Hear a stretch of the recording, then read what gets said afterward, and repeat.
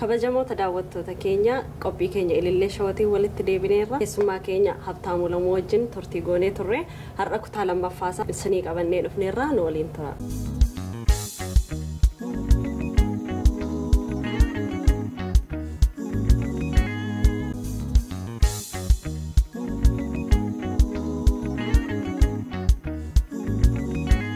daawwattoota keenya deebinee dhufneerra yeroo waldaa keessa turte keessatti namoota simatamuu dadhabdee namoonni si hordofan dhibanii akkasumas immoo qofummaan illee sitti dhaga'ame wanta baay'ee kaasnee haasofneerra yeroo darbe gaaffii adda addaatu dhufaa jira daawwattoota keenyarra maaliif achuma turuu hin dandeenye duruma faarfannaa faarfachuu duwwaaf deemtee gara waldaa turtee waldaa ma keessa yoo turte maal ta'a dhaggeeffattoonni keenya yookaan daawwattoonni keenya baay'een isaanii namoonni keessumaa namoonni diaasporaa ta'an wanta kana muuxannoo isaa warri qabanii sheer nu godhaniiru dhaggeeffattoonni keenya immoo iddoo adda addaa jiru waan ta'eef maybe isaanii galuu dhiisuu danda'a kanarratti ibsa bal'aa otoo goote maaliif hin turre maaliif fiigdee baate moo akkami ayye galatoomi kutaa lammaffaarrattis naaf yeroo keetti baay'een si galateeffadha namoonni gaaffii akkasii dhiyeessan anillee argeera feesbuukii keessan jalatti hordofaan ture dhiyeessuun isaanii baay'een gammada maaliif sagantaa sana daawwachaa akka jirantu anaa ibsa yoo callisan duwwaa daawwachaa jiran jechuudha nu dhaga'uun isaanii sun immoo waan guddaadha garuu namoonni wanta sana barreessan yeroo baay'ee namoonni gaafa waa barreessanii eessaa barreessanii eessa jiraata waan jedhu ni ilaala maaliifi haalli ani keessa jiraadhe haasa'uu fi haalli namni sun keessa jiraatu tokko miti. Ani biyya Kanaadaan jira. Biyya Toronto, magaalaa addunyaarra guddaa keessa jira. Rakkoon kan na mudate achitti. Namni tokko immoo mandii keessa taa'ee wanta kana yoo barreesse, beegii keessa taa'ee yoo barreesse, baabbilee keessa taa'ee yoo barreesse akka isaatti sirriidha. Wanta sana keessa turuun qaban ture. Garuu immoo lafan jiru sana hubachuu qabu. dhugaadhaan faarfannaadhaaf miti kan inni gara Yesuus Kiristoositti dhufe bachuun waan guddaadha. Nama gammadeetu faarfata. Gammachuu koo kananii gammachuu du'a keessaa dhufee balaa keessaa dhufee Waaqayyoon as na fideen faarfachuu barbaadaa yoon jedhee kanatti gammaduu qaba malee namni sanaaf dhatte jechuun qabu turan. Magaalaan Torontoo magaalaa addunyaarra biyya dhiiraaf dhiirritti wal fuudhuun eeyyamame dubartiin wal fuutuudha. Afuura hamaa jira. Afuurri hamaan kun akkan dhufeeni namni tokko egaa sagalee Waaqayyoo nan beeku sana egaa yoo wallaalaa ta'e iyyuu sagalee Waaqayyootti ani mucaa Waaqayyooti waan ta'eef ittan gammada. Warri wallaalaa naan jedhani wallaalummaa koo nan fudhadha sagalee Waaqayyoo jalatti dhugaadhaan wallaalaadha. Hundi keenya sagalee Waaqayyoo jalatti wallaalaadha. Eenyuyyuu sagalee Waaqayyoon hayyuun hin jiru. Hammam baradhu, hammam waldaa keessa turi, hammam faarfadhu, hammam lallabii afaan haaraan dubbadhu sagalee Waaqayyootti hundi keenya wallaalaadha. Maaliif hojii Waaqayyoo sammuu keenya ol waan ta'eef jechuukooti. Yeroo sana keessa ani umriin koo dargaggeessa waggaa 22 yeroo biyya kana dhufe. Baay'ee nama utaaluu barbaaduudha. Waan baay'eetu ana eeggata. Balbala baay'eetu naaf banaadha. Yeroo rakkisaa ture. Qobaan dhufe. Akkuma inni gadda jedhee firan qabu. Maatiin qabu. Namni hin beeku hin jiru. Afaan illee hin beeku.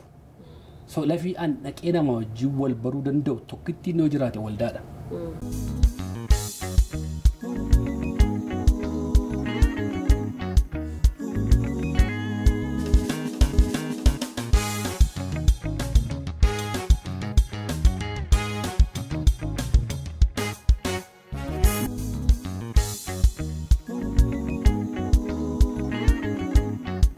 Malee sagalee waltajjii irraa faarfachuu fedhii isaa sana godhadheen achi dhaqee toon taane akkuma dhufeeni lallabaan ta'a jedheen gaafadhu. Akkuma dhufeeni waan kanan godhaa jedheen gaafadhu. Wanti ani yeroo sanatti gochuu danda'u Keeniyaa yemmuu tures faarfachaa waan an tureef akkuma ishiin keetti dandeettiin koos fi wanti kennaan Waaqayyoon anaa kenne sana jedhee waan itti amanuuf nan faarfadhaa. Faarfachuuf immoo waltajjii irratti mul'achuudhaaf fedha qabaadhee toon taane ani achi keessa yoon taa'e ijoollee biraa wajjin waliin baraa sababii faarfannaadhaafis naa bilbiluu ofitti na butu qofummaan sun natti nagaamu balaan boolli iddoo adda addaati afaan banee ana eegu suni naaf akka nan liqimsannee fi kadhannaa adda addaatu ana godhama waan ta'eefan sana barbaade sitti muudhaaf ta'inaan ijoollee waliin dhufne yeroo sana keessa warri gurbaan tokko amma maqaa isaallee dha'uun hin barbaachisu kan gahii ta'e kan badeefaa jira. Akkasumas immoo nama maraatee hoomlesii ta'eefaa jira. Ijoollee waliin dhumne keessaa jechuudha. Namni isaan barbaades hin jiru. Namni isaan barbaade hin jiru. Haara lakkisaadha. Ana immoo Keeniyaadhuma gaafan ture luba bal'inaatu waldaa keessatti naa kadhatanii nan beekan. Uummata kumaatama gidduu keessa gurbaa tokko jiraas keessa gurbaa Waaqayyoon abdattee biyyaa baate kan fira hin qabne kan maatii hin qabne Waaqayyoon akkasiin jedha kan hinaan jedhanii yeroo sana anatu ka'e waltajjii fuuldura dhaqee akkasiin jedha Waaqayyoon kochuu koora si kaadheen si fuudhee deemaa sin baasa biyya kanaa hin rakkattu naan jedhanii Keeniyaa dhufe namni utuu fira hin qabaatiin biyyaa ba'ee doolaarii tokko utuu namni naan ergin utuu hin beela'in immoo utuu hin dheewatin immoo tiksa Waaqayyootiin achi keessaa ba'ee Torontoo dhufe Waaqayyootiin qabamaa jechuun cubbuunatti hin fakkaatu. Nan faarfadha jechuun silaa simatanii ana fudhatu malee maaliif faarfattaa faarfannaadhaaf dhufte jedhanii qubanatti qabuun sun sirrii miti. Dogoggorarra jiru warra akka jiran iyyuu Waaqayyoon dhiifama akka isaan gaafatan barbaada. Maaliif dogoggora guddaadha sun. Haalan keessa jiru anatu beeka malee isaan naan beekan. Achi keessa turuun immoo turuu amma yoonaayyuu waldaa dhaquu nan dhiise malee jaalalli Waaqayyoo yeroo hundumaa haasaa koo keessattis ba'aa koo keessattis gala koo keessattis sodaan Waaqayyoo na keessa jira. Waaqayyoon nan kabaja. Asituu ana dirqee miti asitti kan inni waa'ee Waaqayyoo haasa'u. Akkan alaa sirbuuni nan barbaachisu miti istiin laphee koo keessa jira waan ta'eef kana haasaa jira. Kan immoo kan hin haasaa jiru waldaa sana xiqqeessuudhaaf waldaa sana komachuudhaaf paasterii yeroo sanaa komachuuf otoo hin taane ijoolleen keenya akkaseen hin badne ijoolleen Waaqayyoon akkaseen hin badne ijoolleen dhufan kanaa fi kungufuu akka hin taane yoo ani haasa'e namoonni na komatanii waan sanaaf qorichan ta'a waan jedheefan dubbachaa jira. Wanti kun anaarratti raawwachuu qaba. Ijoolleen kana boodee dhufan akka hin badnee fi itti fufuu qabuudha. Malee ani waa'ee faarfannaatii fi faarfannaa eessattiyyuu faarfachaan deema eessattiyyuu lallabaanan deema. Kanaaf muuxannoo baay'ee keessan immoo dabarsa waan ta'eef sanatti waan namni jedhu yeroo baay'ee gaafa namni waa dubbatu akkuma silasiin jedhee nama madaaleessa jira namni kun maal keessa jira haala akkamii keessa jira environmentally inni keessa taa'u kophee isaa keessa na kaa'uu hin danda'u. Maaliif qilleensi keessa jirru biyyi keessa jiru adda adda waan ta'eef. Baay'ee gaarii. Mee erga waldaarraa baatee akkuma waldaarraa baateen gara sirbaatti galte. Achi booddee nahanii maal jedhanii warri waldaa keessaa si barbaadu iyyaallee maali gurbaa kottu deebi'i gara waldaatti lakki maali yoo ta'e jedhan namoonni si deebisuuf yaalii godhan jiranii. Namoonni akkuma kisiitiin nattaasaa malee sirbituu mootummaa Waaqayyoon dhaaltu deebi'i kan jedhu malee kan akka hin tilaalti nattaasa'u dhugaa hin agarre dhugaadha immoo ergiin achi sirba jalqabe immoo ergan magaalaa amma ture Grand Prix keessan ture waan ta'eef achis waldaan hin turre waan ta'eef egaa al tokkitti immoo gaafa sirba waltajjii irra baate cubbamaadha cubbamaatti akka bittaasa'u cubbamaa gatanii jiru waan ta'eef cubbamaatti naasa'an isaan warri qulqulluudha namooti keenya baay'een qulqulluu waan ta'aniif warra akka keenyaa kan hin tuffatu gannatas hin gallu nuti. Maaliif qulfiin isaan harka jira waan ta'eef. Qulfiin illee Waaqayyo harka jira nama harka hin jiru. Akkasitti namni yaaduu jiraate sirrii miti.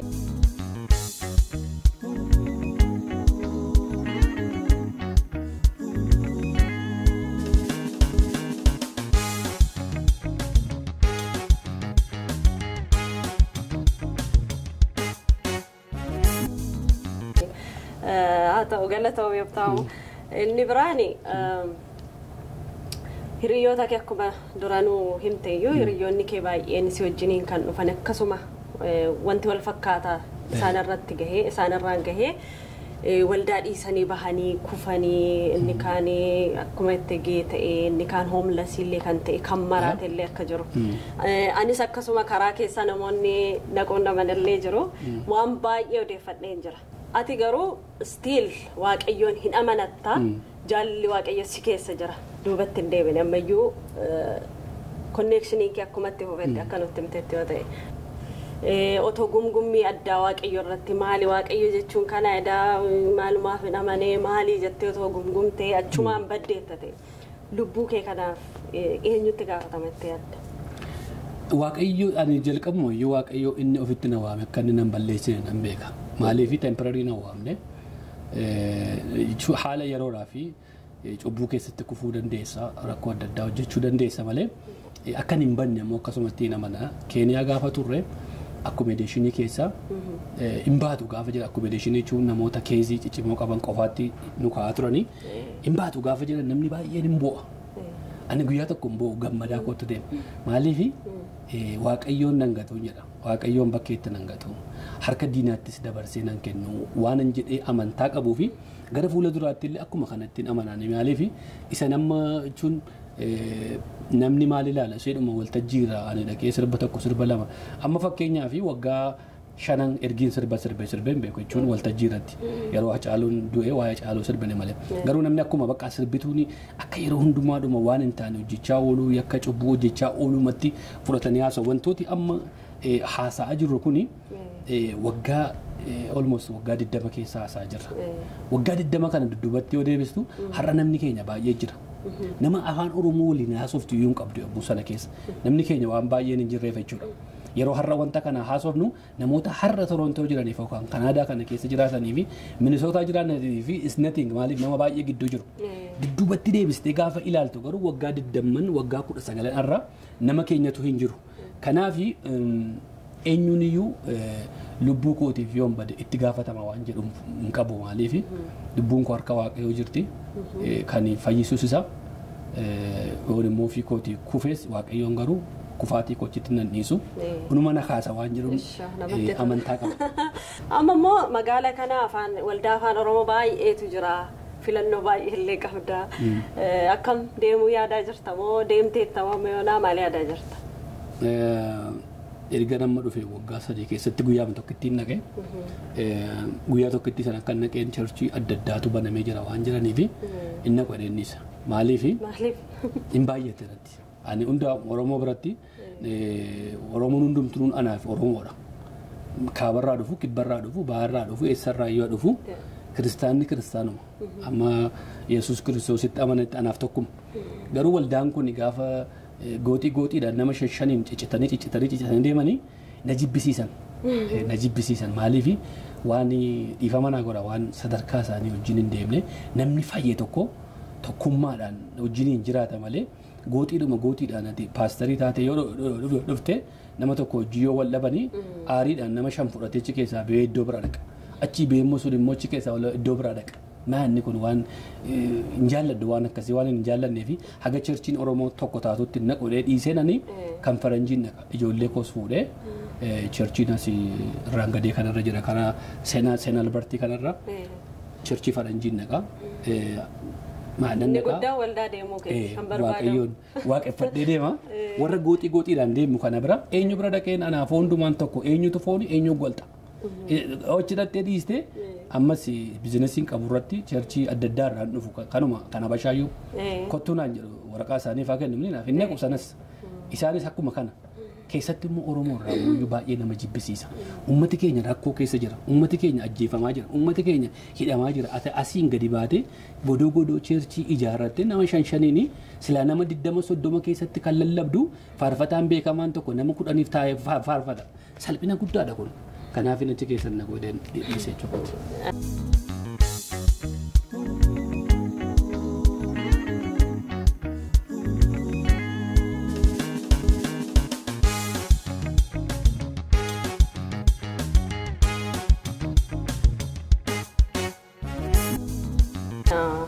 Inni guddaan egaa ammayyuu waldaa deemaan jira jechuudha. Inni baay'ee nama gammachiisa. Isa waa'ee waldoota keenyaa immoo waldaa afaan Oromoo immoo egaa hiikni isaa harkuma Waaqayyoo jira jennee yoo bira darbine wayyanatti fakkaata. Lakkii harka Waaqayyoo jennee murtee Waaqayyoon diigamaan jenna.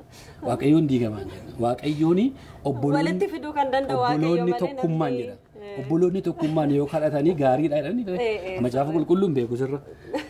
Kana namatu fidate maaliif daltaa dhuunfaa ofiitii fi waan harcaatuudhaaf dhiifama naaf godhanii garuu waan harcaatuudhaaf nama 5 nama 5 fudhatee guruupii tokko fudhatee olii gadi warri deddeemu kuni ergama seexanaati malee ergama Waaqayyoo miti.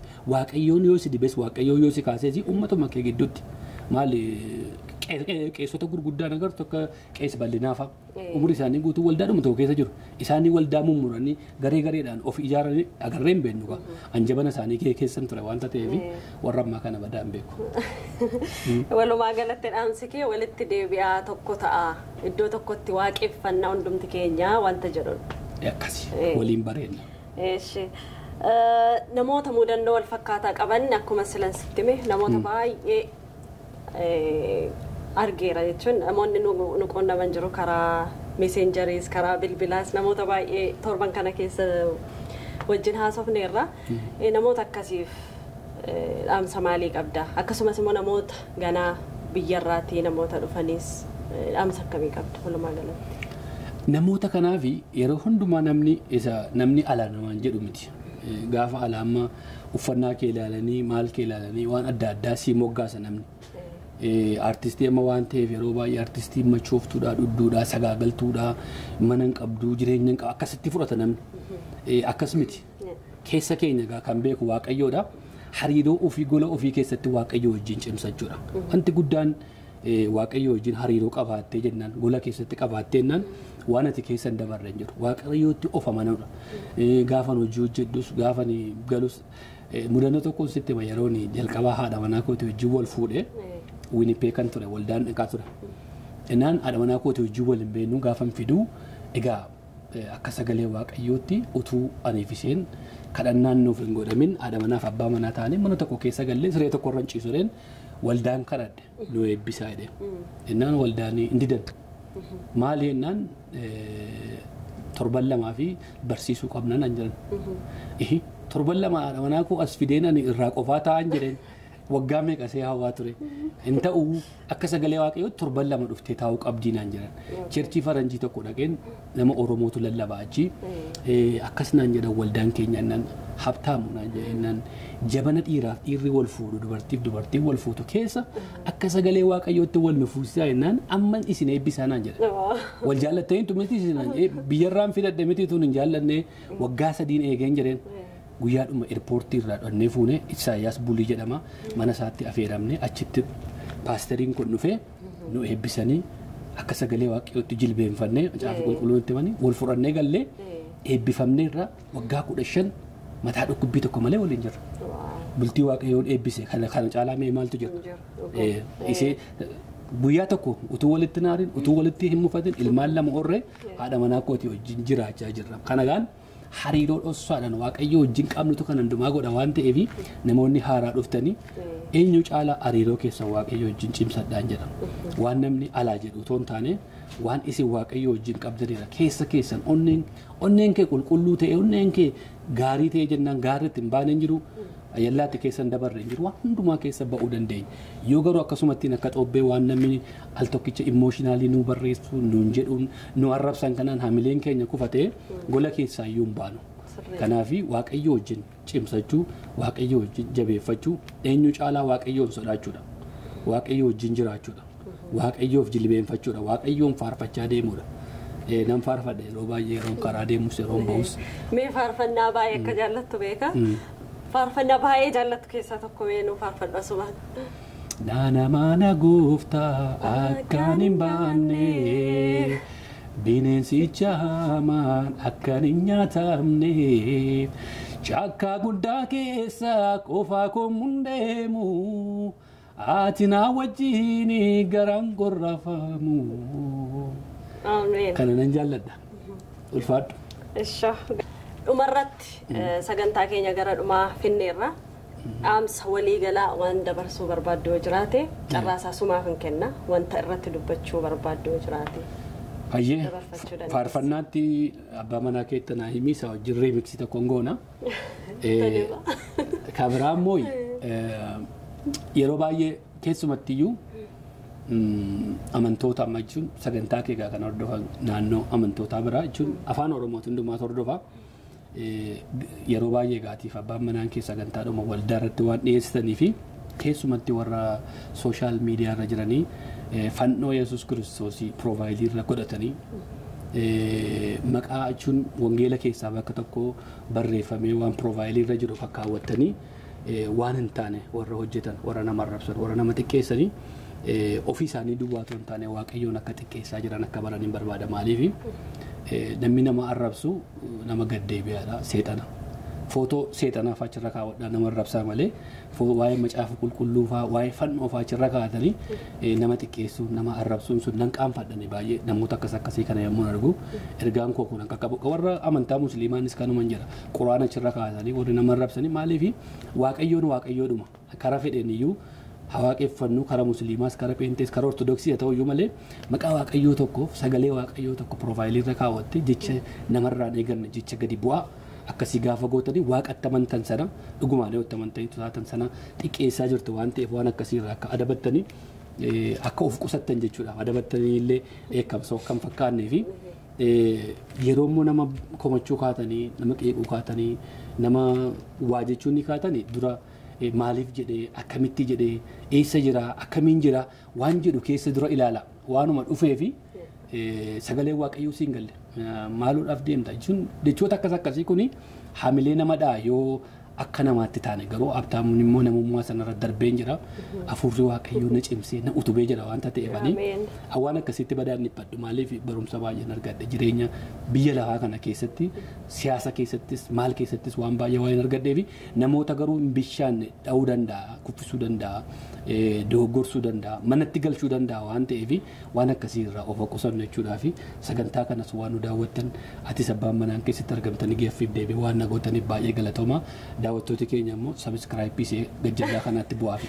Akka hin daganne daawwattoota keenya Habtamuu guddaa galatoomii yeroo kennuuf laattee istuudiyoo keetti nutis argamne qophii keenya fi yeroo nu laattee nu wajjiniin turuu keef guddaa si galateeffannaa. Daawwattoota keenya qophii keenya har'aa kanumaan xumurreerra torban qophii gara biraatiin wal argina nagaan tura.